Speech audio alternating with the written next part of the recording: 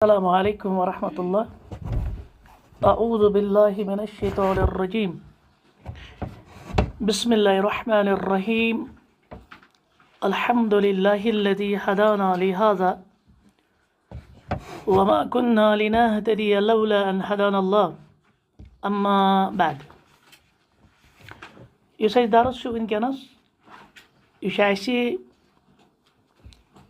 غزو الفکری ہُنٛد، اور أسۍ ٲسۍ اَتھ منٛز پران ساحات الغزو الفکری، یعنی یِم زن اَمے نظریاتی جنگٕکۍ محاذ چھِ۔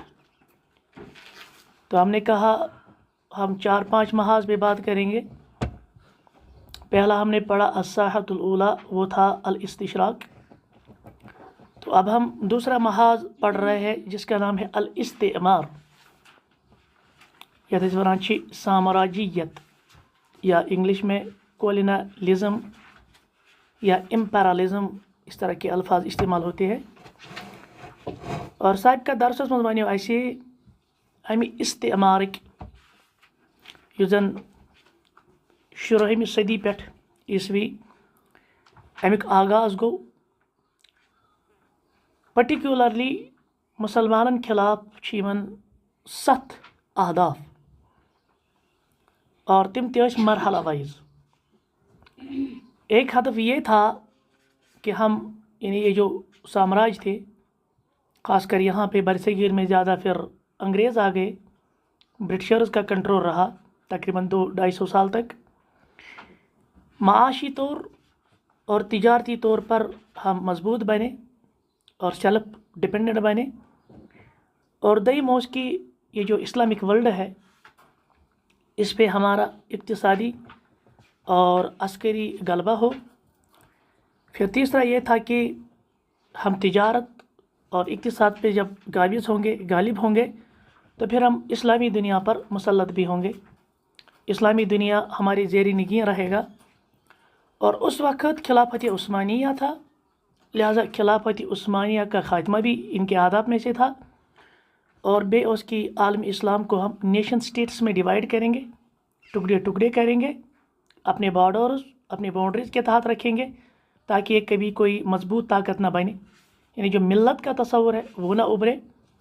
اور ستیم کی جو پھر مسلمان ہیں، ان کی آئیڈینٹی کو کرش کرنا، مسلمان مجموعی طور پر عالمی اسلام جس کو ہم کہتے ہیں، اس کی آئیڈینٹی کو کرش کرنا۔ تو پہلا مرحلہ ہم نے بتایا کہ یم ٲسۍ کران سفر دۄیو تِمو وتو، تمن دۄشوٕنی وتن پٮ۪ٹھ ٲس خلافت عثمانیہ۔ ایک جو مصر کے ساحل اسکندریہ پر اتر کر جو اپنے اونٹوں وغیرہ کو یہ لاتے تھے، پھر وہ وہاں سے ہندوستان اور مشرق بعید کے ممالک تک پہنچتے تھے، اور دویم شام کے ساحل پر۔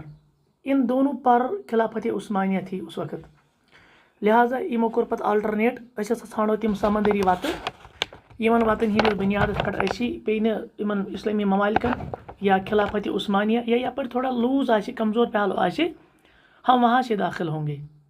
تو اس کے لیے ہم نے بتایا پھر کہ جو زن ٹسل اخ روز پرتگالس تو اسپینس، کیونکہ پرتگال نے اپنا ایک خصوصی مہم کے طور پر یہ کیا کہتے ہیں اس کو، واسکو ڈی گاما کو بھیجا اس مہم میں۔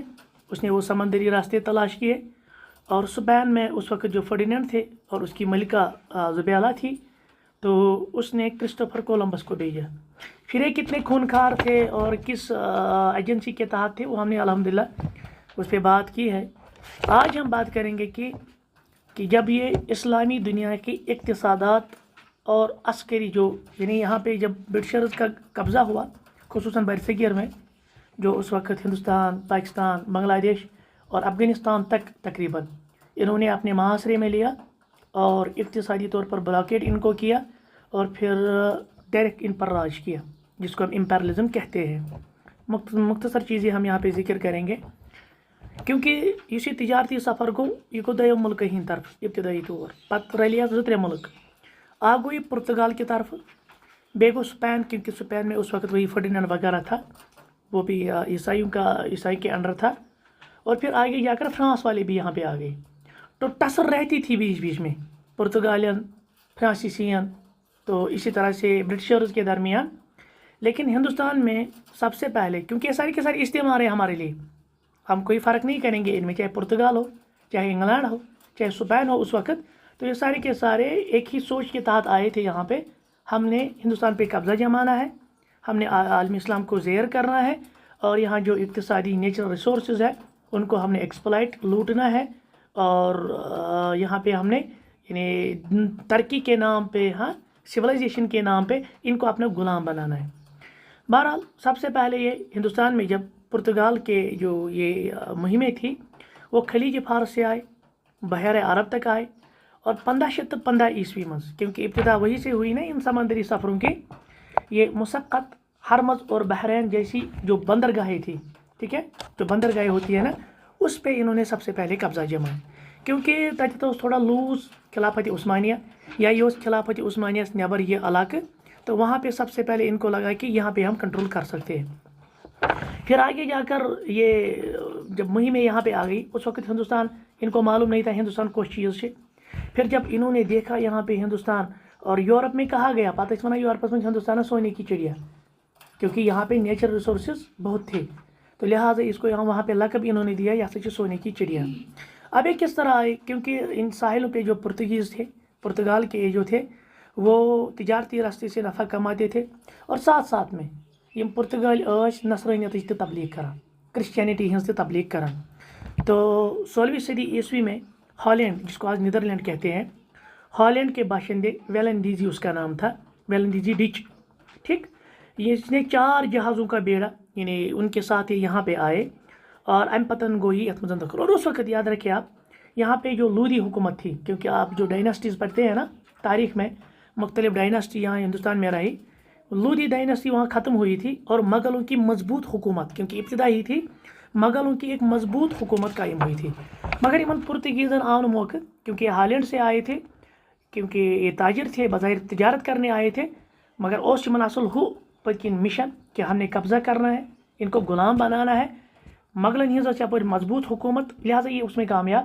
لیکن وقتاً فوقتاً کریمو کوشش، جیسے ہالینڈ کے ایک تاجر تھے جس کا نام تھا جان ہوائبلین، تو اس نے 6 سال گوا میں قیام کیا۔ گوا آپ کو معلوم ہے ہندوستان کا ایک شہر ہے، آج تو مانا جانا والا شہر ہے، تو امن پتہ کتاب اخ، ٹھیک، اور ات کتاب مز وون ان پرتگال کن دن کہ تھی یور یہ ہیکو تھی انویسٹمنٹ، کیونکہ لوگ بھی بہت ہیں اور یہ بہت پیچھے ہے اس بارے میں، آپ یہاں پہ ان اپنے جو پروڈکٹس ہیں ان کو آپ یہاں بیچ سکتے ہیں، یہ بڑ بار منڈی۔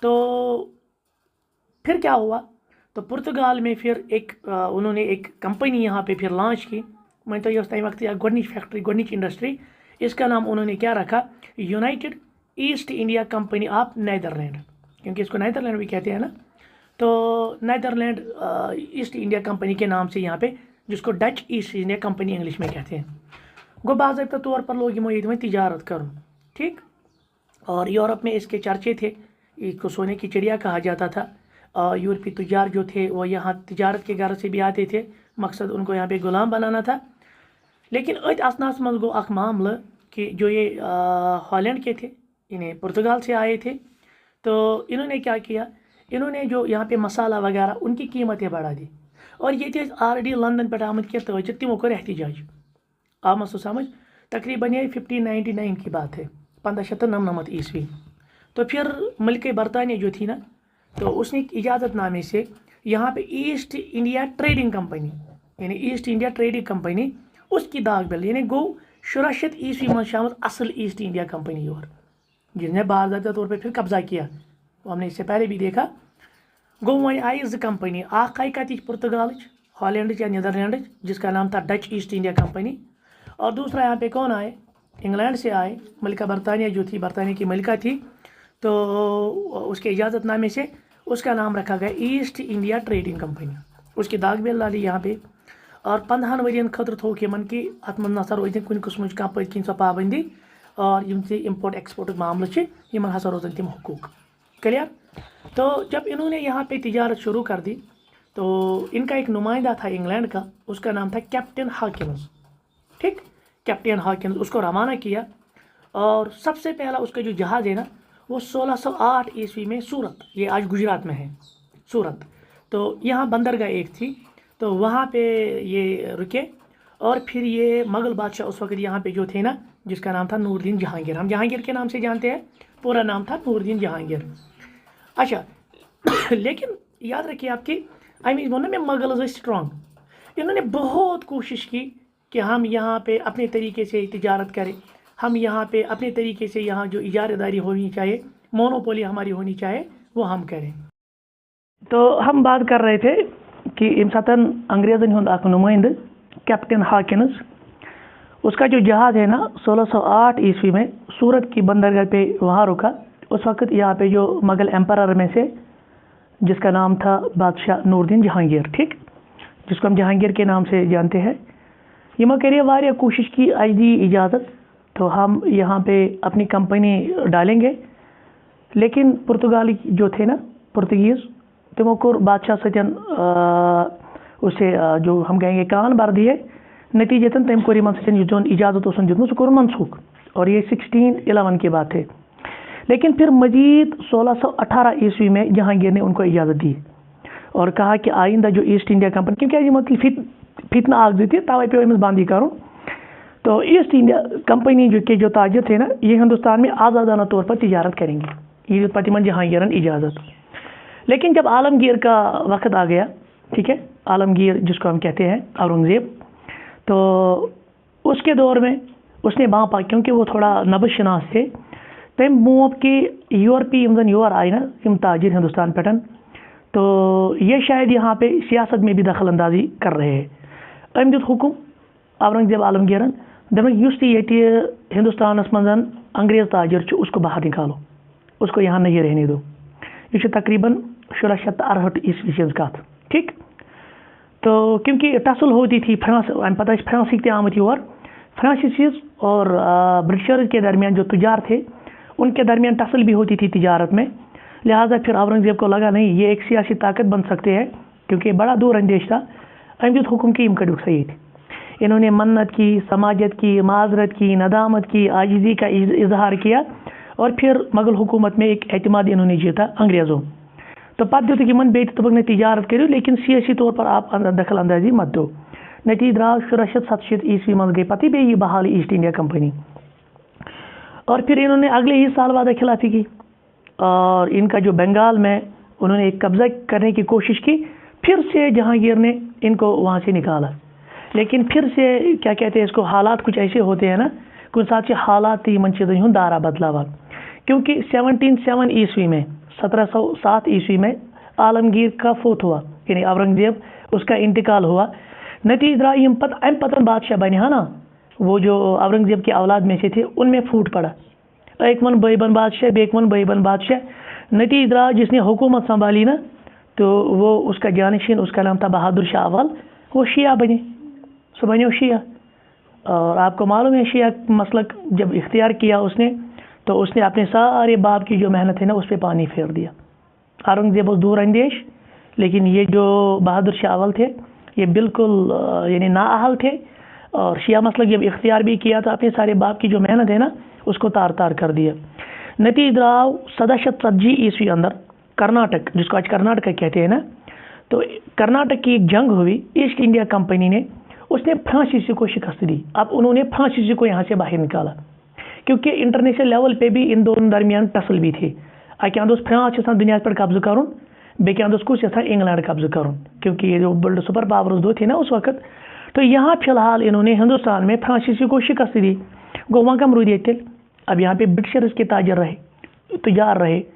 لیکن آگے دیکھیں جب 18ویں صدی جب آتی ہے نا، تو انہوں نے بنگال کے جو ساحلی علاقے ہیں نا وہاں لوٹ مچائی، یعنی وہاں بنی یم سیاسی طاقت.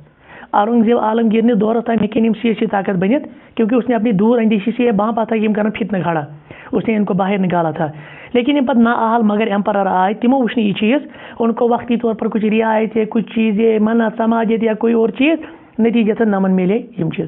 اور انہوں نے سب سے پہلے بنگال کے جو ساحلی علاقے ہیں وہاں پہ قبضہ کیا، وہاں پہ لوٹ مچائی.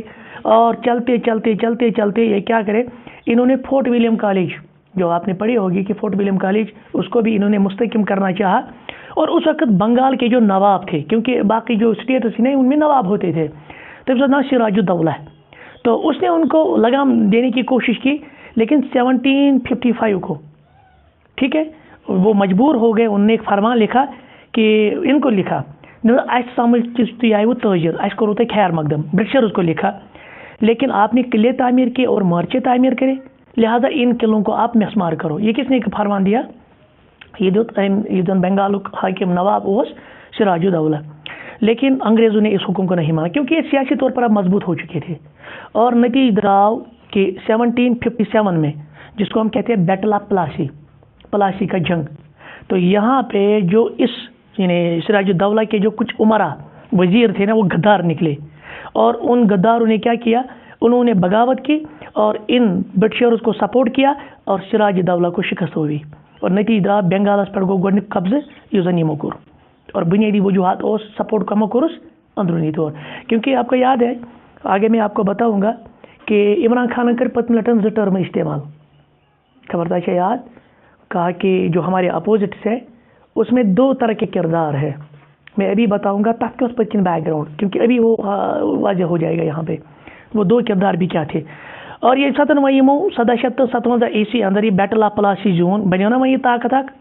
और यहाँ पे मैसूर, ठीक है, मैसूर का जो हुक्मरान था वो हैदर अली था और वहाँ पे एक बहादुर, एक सोल्जर, एक कमांडर थे टीपू सुल्तान मुसलमान, ठीक।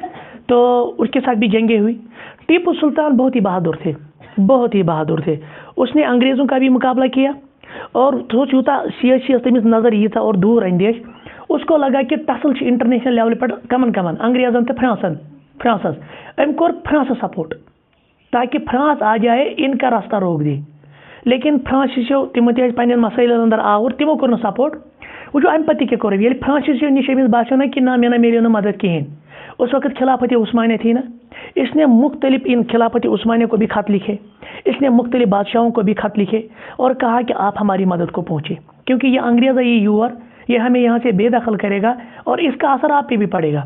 लेकिन टीपू सुल्तान की ये जो दूर अंदेशी थी ना, या हुमन समझ, बल्कि इस खिलाफत उस्मानिया ना अम पान बरसरी पैकार जंग चलान फ्रांसिसियन से और उल्टे क्या लियो कि खिलाफत उस्मानिया वापस टीपू सुल्तानस दपोत कर कम अश बासान फ्रांसिसियो तो अंग्रेज़ों खुद, यानी जन अगर इन कंपेरिजन करो ब्रिटिशरन तो फ्रांसिसियन अश बासान चे पी गठजोड़ कर ब्रिटिशरन सि असल ना खिलाफत उस्मानिया कमिस सत्य फ्रांसिसियन से चला। अब यहाँ पे एक मसला था, अब किसका साथ दिया ये फ्रांसिसियन साथ, तो वहाँ खिलाफत उस्मानिया इसके अपोजिट होती। दिया वही अंग्रेज़ों साथ, अंग्रेज़न काम कि सरसी बच्चे गिरस पे कब्जा कर। अब बहरहाल इसने बहादुरी दिखाई क्योंकि हर एक तरफ से इसको यानी जवाब मिला कि इसने है कुछ मदद की। यही हुआ भी है, तारीख यही है ना, तारीख यही रोज़मतन वक्त पर किसी ने मदद नहीं की। नतीजा द्राव कि पटनम एक जगह है हिंदुस्तान में, वहाँ 1799 को अंग्रेज़ों के मुकाबले में टीपू सुल्तान शहीद हो गए 1799 को। और वन आप पूर पट इन मक्कार अंग्रेज़न मौके ये यहाँ पे आ गई, ठीक है। तो पता इमरान खान क्या टर्म कर पे मिनट इस्तेमाल, तमन दपन ये मीर जाफर और मीर सादिक, ये कौन है? वो अच्छी ब्यास की तरह फिक्र कि इमरान खान तारीख पे कितनी नज़र रखता है। बज़ाहिर कोई मौलवी नहीं है, बज़ाहिर कोई आलिम नहीं है, बज़ाहिर कोई दीनदार कोई तालिब इल्म नहीं है, लेकिन मैंने बार बार आपसे कहा है कि इस लीडर छो ना, लीडर गैस आसुन तारीख दान, तारीख शिनास। अगर नहीं ये कानून दान आशि कहीं परवाह छुन, अगर नहीं ये क्या वनान माहिरी इकनॉमियात महाशियत आशि कहीं परवाह छुन, मगर अख लीडर गैस लाजमी तौर पर तारीख आसुन जाना। तो इमरान खान ने रिमार्क दिया, फिर उसको जेल में डाला गया। फिर उसके बाद कहा कि यहाँ मीर क्या कहते हैं इसको, एक तो मीर सादिक है और मीर क्या कहते हैं इसको जाफर है। ये कौन थे मैं बताता हूँ। ये बंगालस मजन उसने ये नवाब आई सिराजुद्दौला, तो जब अंग्रेज़ आए ना सिराजुद्दौला ने इनका मुकाबला किया, तो जिसने बगावत की, जिसने धोखा दिया ना, वो इसी सिराजुद्दौला का वजीर था, उसका नाम था मीर जाफर। और हमेशा याद रखिए अभी जो रवाफिज है ना, शिया लोग हैं, इन्होंने हमेशा आज कहते हैं ना कि उनके नशीब बड़ मचान है, तो छुन यानी जिंद यजीदस कहें वन, तो मूदमत यजीदस अगर कह वन जिंद यजीदन ते ललकारान। आप पूरी तारीख को उठाइए,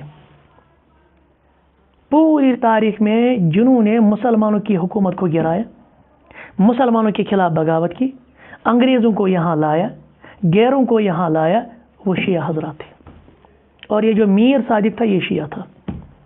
گۄڈنیتھ یم ساتن انگریز یور آئے اور بنگال پر جب قبضہ ہوا، وہاں سراج الدولہ تھے، اس کا وزیر میر جعفر تھا، اور یہ میر جعفر روافظ میں سے تھا. اور امہ دونوں کا نتیجہ کہ وہاں پہ انہوں نے بیٹل آف پلاسی ہاری. اور دوسرا جو ٹیپو سلطان کے ساتھ اس کے مصاحبین میں سے، کمپینین میں سے، ساتھیوں میں سے وہ میر صادق اور میر معی الدین تھے اور غلام علی لنگڑے والے تھے، اور ان تینوں نے دھوکہ دیا. توے کر عمران خان نے یہ ٹرم استعمال، یہ میر جعفر میر صادق، یعنی اپنے ہی دھوکہ دیتے ہیں، اپنے صفوں میں جو ہوتے ہیں وہ غیروں کو سپورٹ کرتے ہیں، غیروں کے ساتھ سازشیں رچاتے ہیں تاکہ اپنے جو ہے نا وہ گرے. یہ معاملہ یہ ہمیشہ رہا ہے. اور یہ تاریخ میں جیسے آج یہ کہتے ہیں نا کہ تو زندہ امس یزیدت للکاریں گے، یہ کیا زندہ یزید کو للکاریں گے؟ بہرحال اس سے الگ اختلاف ہے. یزید معاملہ کیا ہے؟ بہت پہ ظالم بادشاہ، اس وقت ظالم بادشاہ تم ونان یزید ہے للکاران. تہ کیا لل کرو تہ پورا تاریخ من یمن یزیدن سپورٹ تیل کرو، تہ یمن حکمرانوں سپورٹ کرو، انگریز تہ انو یور، یہ گئی بادل حکومت آئی کرنا وہ قائم. اور آج بھی آپ دیکھ لیے سب سے زیادہ جو حکومت کے چہیتے ہیں نا وہ کون ہے؟ ان سے بیری صبس کت کرنے پکن پہ کلیریفیکیشن تو معافی دے ایف آئی آر گو. یہ کیا ہے سارا؟ یہ سارا یہی ہے کہ اس وقت بھی ان کی اتنی پراپر چینلنگ ہے اور حکومت سے یوتا ساز باز کوئی بھی ان کے خلاف کوئی بات نہیں کر سکتا. اور جس کو پچھلے 60 سال سے 70 سال سے پابندی تھی نا جلوس نکالنے میں، جب سے بی جے پی گورنمنٹ آئی ہے 2 بار انہوں نے جلوس نکالا. B J P government تریم turn آج دم ٹرن ان لال چوک مز جلوس نس وجہ یہ بی جے پی حکومت بانپان کہ مسلمان میرا دشمن ہے، دشمن نمبر 1، امس کی پڑی اجازت، کیونکہ اس کو پتہ ہے 2 طبقے میرے لیے کوئی مسئلہ نہیں. ایک جو یہ صوفی حضرات ہے، سبحان اللہ الحمدللہ پارن مل تسبیحات، ان سے بھی مجھے کوئی خطرہ نہیں ہے. اور دوسرے شیعہ حضرات، کیونکہ یہ ہمیشہ میرے فالوور، ہمیشہ میرے سیکریفائسر، ہمیشہ میرے وفادار رہے. حکومت کو ان سے کوئی بھی یعنی مسئلہ نہیں ہے، اور ان کو ہر ہمیشہ کرانے من سپورٹ ہر ایک جگہ پہ. بہرحال تو یہ 2 ٹرمز عمران خان نے بھی استعمال کیے، اور یہ ابھی بھی ہے. میر جعفر ہمارے صفوں میں ہے اور میر صادق بھی ہمارے صفوں میں. نتیجہ درآو 1833 مز کور پتہ انگریزوں سندھس پہ قبضہ، کیونکہ سندھ اس وقت کہاں ہے؟ پاکستان میں، کیونکہ اس وقت تو متحدہ تھا نا سارا. پتہ کور 1849 مز یمو پنجابس پہ قبضہ، پنجابس گئی پتہ 2 حصہ، اکھ ہندوستانس ست پارٹیشن پتہ، بیاکھ پاکستانس ست. اور پتہ 1857 تجھو پائی سو بغاوت وہ مسلمانوں نے اٹھائی وغیرہ. آج ہمیں ہندوستان کے ہندو کہتے ہیں کہ آپ نے جنگ آزادی کے لیے کیا کیا؟ ارے آپ اس وقت سوئے ہوئے تھے. یعنی مسلمان علماء درائے 1857 کی جنگس مز، کیونکہ اصل میں یہاں حکومت کن کے ہاتھوں میں تھی؟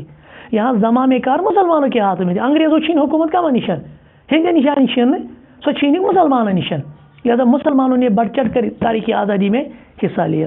بہرحال پتہ لاسٹک بادشاہ سوس لورِ دستار، جس کو ہم کہتے ہیں بہادر شاہ ظفر، اس کی کوئی اختیارات تھے ہی نہیں. سو کورک پتہ روٹک تو نیوک سو رنگون جیلس مز، تھوک سو تتہ بند، اور پتہ اس ایسٹ انڈیا کمپنی اس کو ختم کر دیا، اور باضابطہ طور پر پھر برٹشرز آئے اور انہوں نے باضابطہ طور پر یہاں قبضہ کیا. آواز مسئلہ سمجھ؟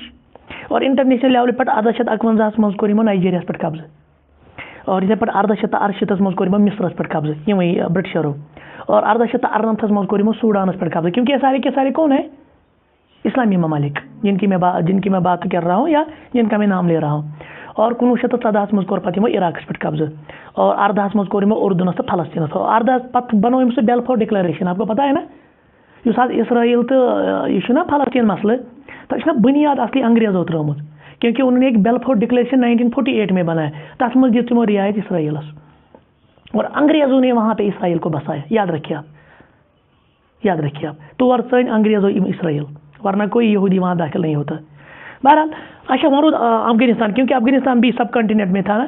افغانستانس پہ رود ڈائریکٹ انگریزن ہند راج، تکیازِ یہ افغانستان نا وہاں پہ 3 جنگیں لڑی گئی، انگریزن تو افغانستان درمیان گئی 3 جنگ، تو لیکن اس کو قبضہ نہیں کر سکے. تجھو پائی طور سے رشیا تھی وہ بھی نکلا، امریکہ سے نیٹو فورس وہ بھی نکلا.